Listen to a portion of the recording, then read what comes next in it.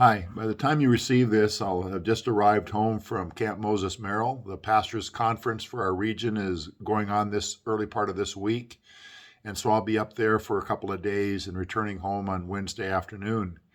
I want to share today a little bit from the book of Romans. It's a favorite book of many people. It is one of my favorites.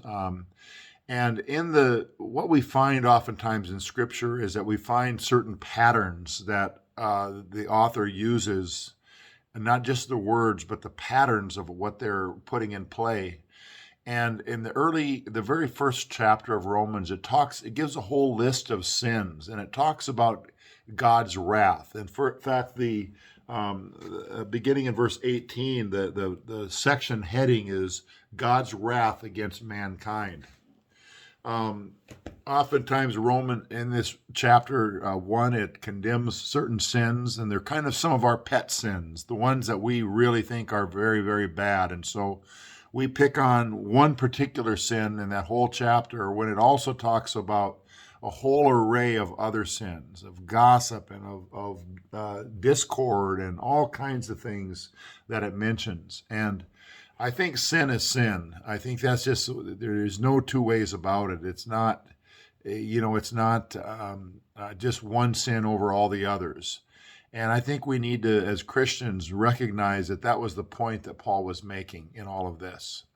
And so the first chapter is about God's wrath, and that's the bad news. The good news comes in the following chapters. In the following chapter 2 and 3, Paul switches gears.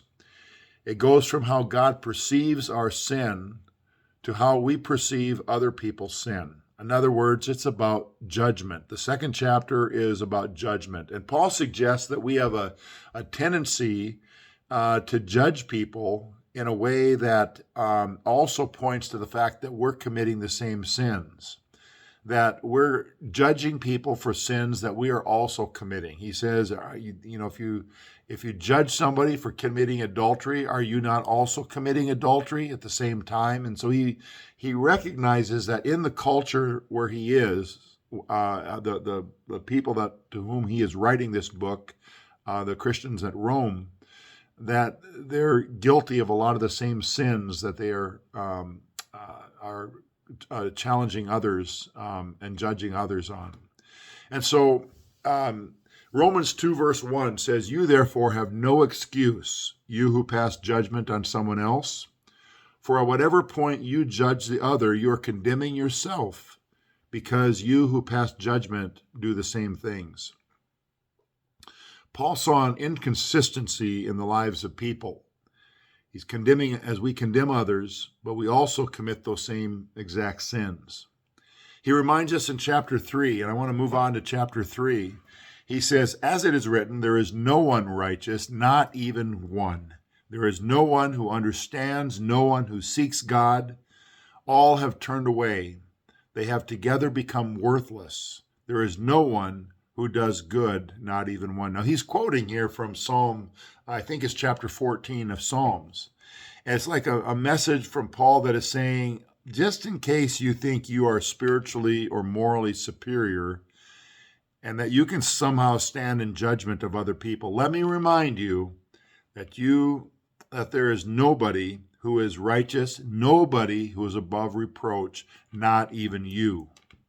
And I think it's a very pointed comment to some of the things that are going on there and some of the things that go on in the church today where we judge one another. And then the 23rd verse is a very familiar verse to us, I think, and that is Romans 3:23. "For all have sinned and fall short of the glory of God." Every one of us are guilty of sinning. We've all done it, and we are all guilty. And so oftentimes, they say that when we're pointing our finger at somebody else, remember there's 3 other fingers pointing back at us. This is tricky because I don't believe that if we see our brother or sister sinning or destroying their lives, I don't believe that we should stand idly by and say or do nothing. I think we have a responsibility out of love for that other individual, and it requires that we intervene in that person's life. And sometimes they don't want us to. Sometimes they're perfectly content in what they're doing, even though it's perhaps destroying them. So if we say that nobody should ever judge anybody else, I don't think that's really true. I think that it's short-sighted. I think it's uncaring. At the same time, if our own life isn't in order, then we may not be the one to confront somebody else on a particular issue. So the point of this is our lives have to be in order.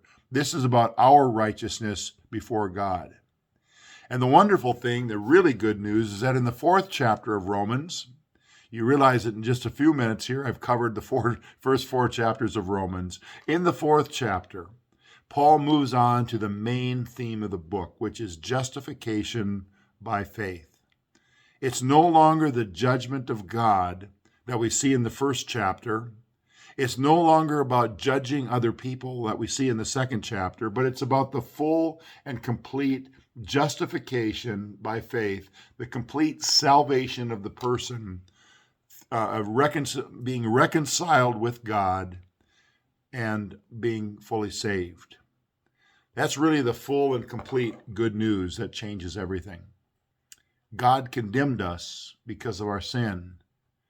Now God fully forgives us and redeems us by his grace. It wasn't the law that saved us. It wasn't God's judgment that saved us, but rather it's Christ's death upon the cross and God's full forgiveness that sets us free. Go in God's peace. Have a great day.